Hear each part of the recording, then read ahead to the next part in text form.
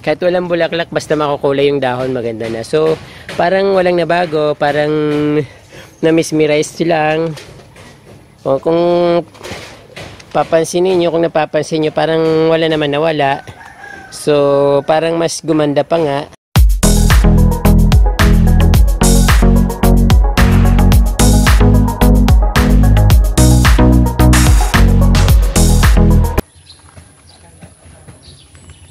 Kapramdi, masyadong naapektuhan ng tatlong bagyong sunod-sunod na dumaan dito sa aming lugar yung aking magandang garden. Kaya kailangan ko nang mag-replant. So hindi na siya masyadong attractive tingnan. So gusto kong maibalik yung dati. Kasi yung dati parang napakaganda niyan tingnan, napakayabong ng mga halaman. Ngayon ito parang kulang-kulang na, parang hindi na siya magandang tingnan para sa akin. Kaya gusto kong ibalik yung dati niyang yung bang alindog para maging attractive ulit. So yung dito yung yung philodendron na makapal. So tinanggal ko na yung kahapon yung naunang kasi nakita ko nalalanta na yung philodendron. Tapos yung nasa ilalim, tinanggal ko rin. So yung itong natitira, bala kong tanggalin kasi para gusto ko nasabay-sabay sila mag-grow. Although maganda pa rin naman tingnan, pero mas maganda kung magsimula sa panimula. Kasi pag yung parang hindi na maganda yung tingnan pag yung may malaki ka agad tapos yung tapos may mga bagong tanim. So ang gagawin ko, lalagyan ko na lang ng mga paso na may halaman, tapos yung mga bagong tanim, so nandyan din. So habang lumalaki yung mga bagong tanim, nandyan naman yung paso na may halaman na para maging magandang tingnan. So siyempre papalamuti ang kulit ng mga white stone para maganda pa rin tingnan at mukhang attractive ulit. So kaprom din ang gagawin ko ngayon, yun ang project ko ngayong araw, kasi gusto kong maibalik yung dati. So kasi yun na lang naman ang gagawin ko. So pag umalis ako dito, pag nag-sideline ako, kasi maghahanap akong pangbili ng bubong, pang repair ng bubong ko. So kailangan mag-sideline ako. So kailangan kong umalis. Pero gusto ko bago ako umalis dito, kailangan meron akong tinanim para pagbalik ko maganda ulit. So palagi ko naman i-update. Pwede naman akong bumalik-balik agad dito para makunan ko ng magandang kung paano sila lumaki. Pwede ko silang masubaybayan kahit every end of the month or every second week of the month. Pwede akong bumalik dito para ma-monitor ko yung mga halaman ko. Nakakapanginayang putulin, pero kailangan mas gusto ko yung kasi lalagyan ko rin doon banda sa kabila, tapos dito para sabay silang lumago. So pag ganito kasi malago na kaagad, parang hindi maganda. So maglalagay na rin ako sa mga paso, kasi ito sa Ketoli is the same din naman yung variety niya, philodendron green emerald yata ang tawag nito. So kahapon, tinanggal ko yung kalahati, tapos pinamigay ko na sa mga kapitbahay ko, sa mga dumadaan, sa binibigyan ko. So ito naman, maraming pa ito. So kailangan makapagbigay ulit ako, para kasi sayang kung itatapon ko lang din. So yung iba magtatanim din ako doon sa kapatid ko, sa bahay ng nanay ko, para mayroon sila. So kanina nagtayo na rin ako ng mga ganito dahil napakaraming nakuha ko dito kahapon. So mayroon pang natira. So yung mga puno-puno ng kahoy, tinaniman ko na. So maglalagay din ulit ako sa paso para maging ganito. So ang ganda niya pag nasa paso, kung kukumpara dito. Kasi ito, magkasabay ko lang silang tinanim. Pero ito, na-maintain niya yung ganda niya na ganyan lang. So mas maganda pala pag sa paso, kasi hindi siya gaanong lumalaki. So pag once na tinanim mo sa lupa na hindi sa paso, so siya, mabilis lumaki. Although mga mga 2 years na to dito. So pinuputol-putol ko lang. So ang mangyayari niyan, magre-regrow siya, tapos kasabay ng mga bagong tanim, sabay-sabay sila.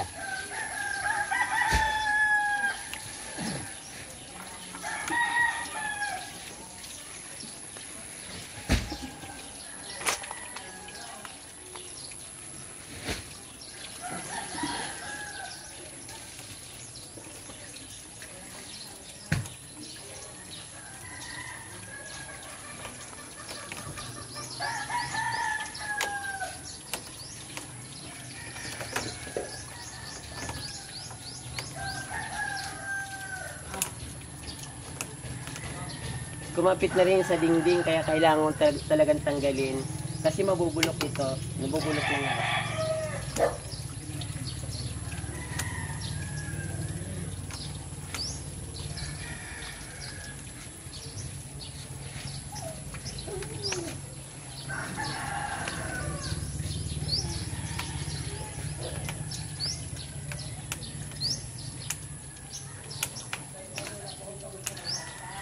So, dito lang talaga siya kumakapit. Ito sa, sa semento wala siyang, hindi siya nakakapit. So, talagang, kaya siya naging matibay dahil dito sa dingding.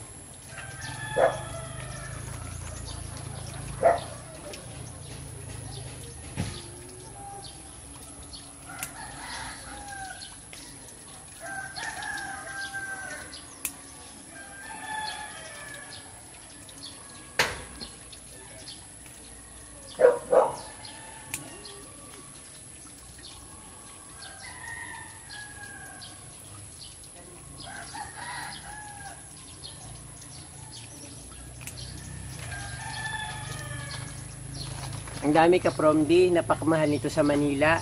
Kahapon mas marami yung tinanggal ko. So kung isa sa inyo nandito siya, bibigyan ko sana nito. Napakaganda nito. Tapos napaka-class ng dating niya. Hayaan ko na lang kasi dadami rin naman ito ulit. Saka nakakapanghinayang pero gusto kong yung panibago ulit kasi masyado nang makapal. Saka nasisira na yung dingding ko. So, mamimigay na naman ako nito mamaya.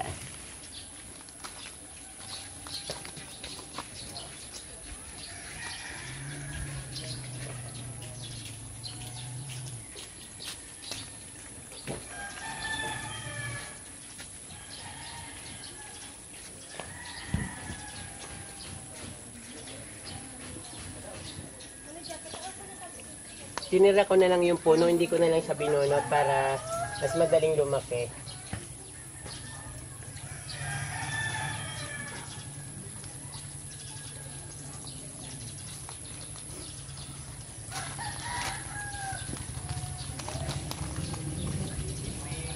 Siyempre dahil porla o yung ginagamit ko palaging ginagamit ko sa pagtanim ng halaman. Ito yung kutsilyo ko na lumang-luma na hiningi ko ba doon sa kapatid ko.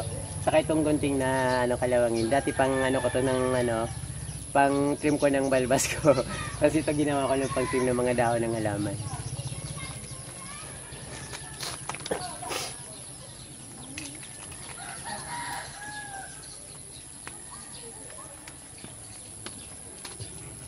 Kaprom diyang itatanim ko dito ay kulyos na pula.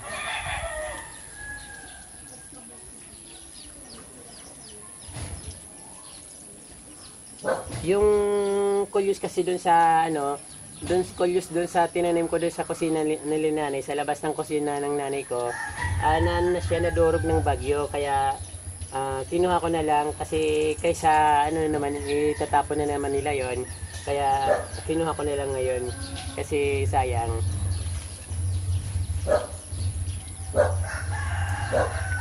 So pag nito, pag lumago na, pulang-pula ito kasi nagtanim ako doon, dito, at dito. So, dubli-dubli na yung niya. So, ang laki-laki talaga nito. Pag nakita nyo ito nag-bloom, napakaganda. Saka, haluan ko siya ng kulay peach na kulyos din. Siguro, dito ko na banda.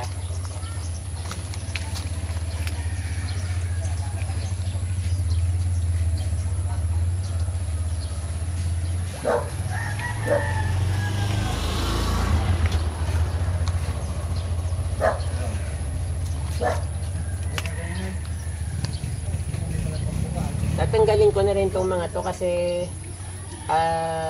napakadaling dumami nito. Marami naman siyang sanga, saka hindi na magandang tingnan, pati yung daan kasi occupy na. Alisin ko na lang. So kapag may dumaan at humingi, bibigay ko to. So tutubo pa naman siya kasi may ugat. Yung iba, kailangan putulin sa puno.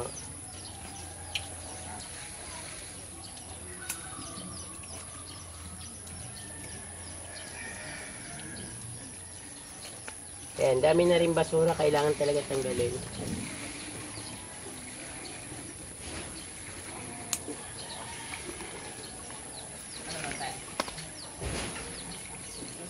Dahil nag-report ako, so kailangan mag-design ako ng mga puting bato doon para hindi mahalatang masyadong para hindi manibago yung mga tumitingin. So maglalagay pa rin ako ng mga halaman sa gilid. Pero maglalagay muna ako ng bato para magandang tingnan.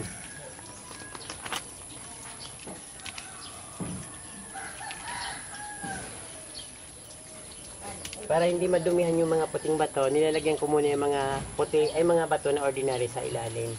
Para hindi nagpuputik yung mga puting bato. So, clean pa rin tingnan.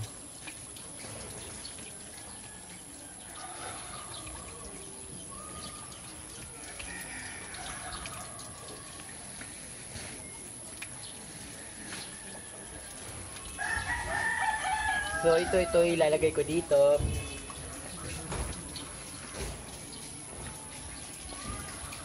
Tapos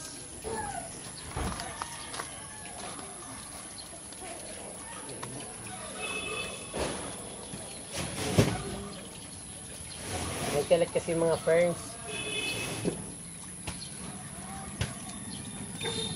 Daming ferns. Boston ferns.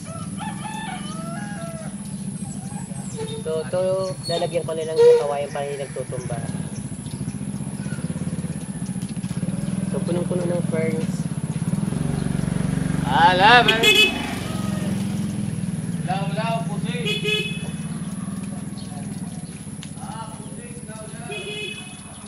So, habang inihantay ko itong lumago dito, lalagyan ko muna siya ng philodendron na nasa paso. Ayun, para hindi masyadong halata na nabawasan.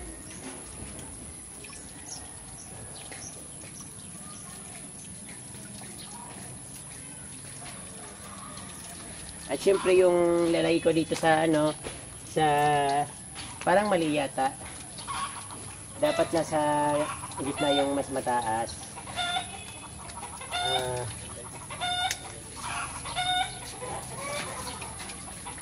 Hindi. So papalitan ko na lang siya na mas mababa yung dalawang flag.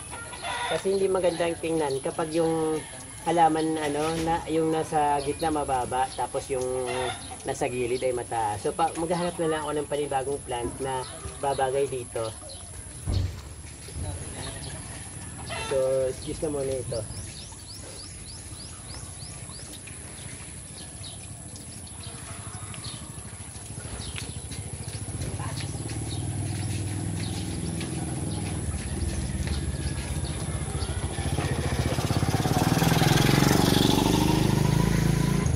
So maglalagay ako ng mga puting bato dito para hindi pa rin siya hindi pa rin siya pangit tingnan. Parang lang, nanibago lang sa mata.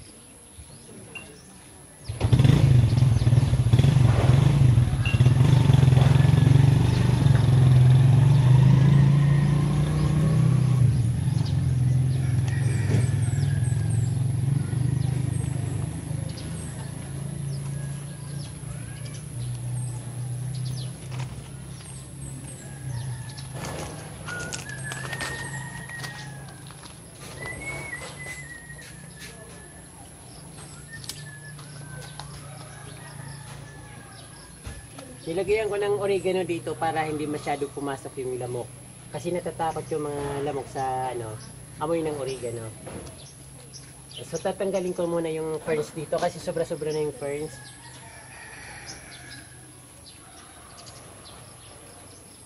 Nagmumukhang damo na tuloy.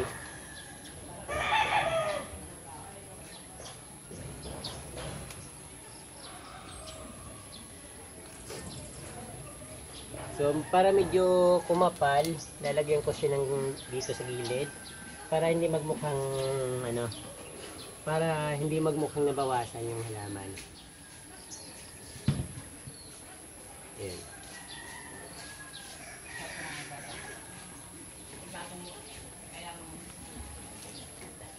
Putulin ko na lang to.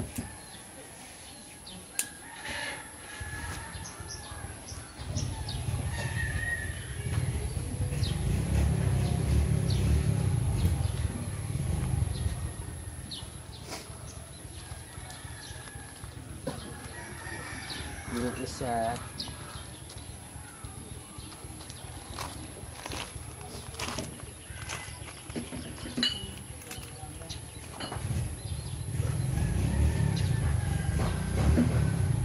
ito yung money tree ko. Tinatago ko kasi pwede kasi itong nakawin dito, pero since na hindi naman halata, ilalagay ko na lang dito.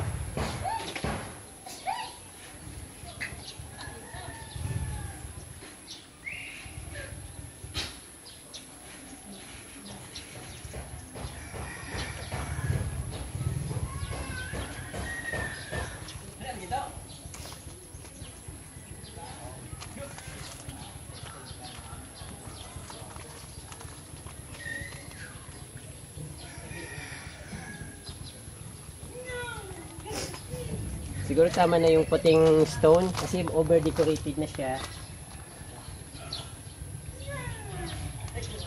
Wala na yung ibang paglalagyan dito ka na lang.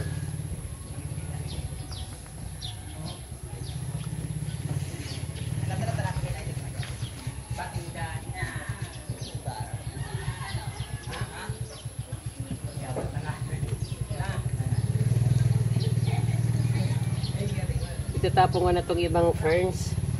Masyado nang madami.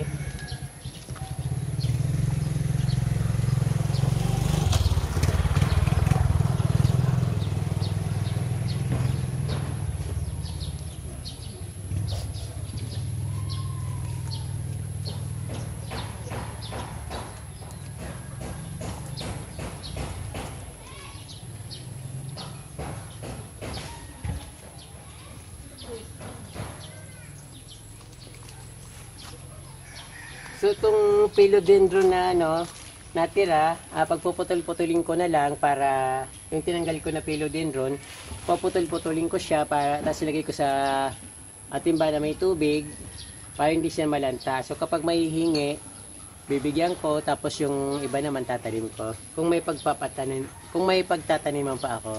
So siguro mayroon pa akong 2 paso na bakante. Siguro mas maganda kasi sa pag nasa paso siya kasi mas maganda yung tingnan. Katulad nito, hindi siya lumalaki. Hanggang ganyan lang siya. So mas the best pag nasa paso. Ayan mga kaprom, tapos na ako sa pagre-replanting. So dito nilagyan ko ng yung instead na yung anong tawag doon, yung money tree yung lagay ko. Ito na lang nilagay ko para medyo magkaroon ng kulay yung halaman para magmukhang buhay. Tapos nilagyan ko rin siya ng hindi ko alam pangalan nito. Ayan, para habang inaantay ko yung paglago ng coleus na giant red coleus. So andyan muna siya. So pag malaki na yung coleus, so pwede ko na siyang tanggalin diyan kasi magiging maganda na siya at attractive na. So doon sa banda doon tinaniman ko siya ng philodendron para pantay. So yung puno nung tinanggal ko na philodendron, hindi ko na inalis. So hindi ko na inalis yung puno, although pinagpuputol ko pa rin yung mga natitirang mga sanga-sanga ng puno ng philodendron. So andyan pa rin siya yung pinaka niya.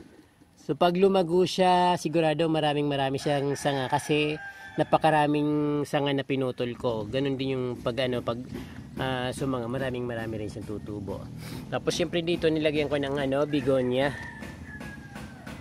Ito, so parang katulad ng sinasabi ko na para maging makulay yung garden, para hindi siya mukhang parang hindi magmukhang patay yung dating niya. So maganda talaga yung makulay na garden.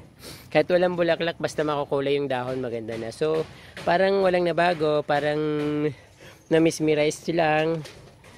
O kung papansinin nyo, kung napapansin nyo, parang wala naman nawala. So parang mas gumanda pa nga. Tapos ito syempre hindi ko na to tinanggal kasi matagal na to dito. So kasabay pa to nung giant coleus na pula, yung nakikita nyo dati na napakaganda. So ito kasabay niya. Kasi masyadong maraming humingi nung, kaya ang nangyari yung hanggang mawala na lang siya. So ito hindi siya nawala. So pinutol ko lang siya kasi lagi siya natutumba. So sanga din naman siya ng sanga. So pag umiinit, gumaganda siya. So para magmukhang natural na hindi mukhang inayos, so hindi ko na siya tinanggal. Kaya yon. So okay na siya, tapos na. Parang wala lang.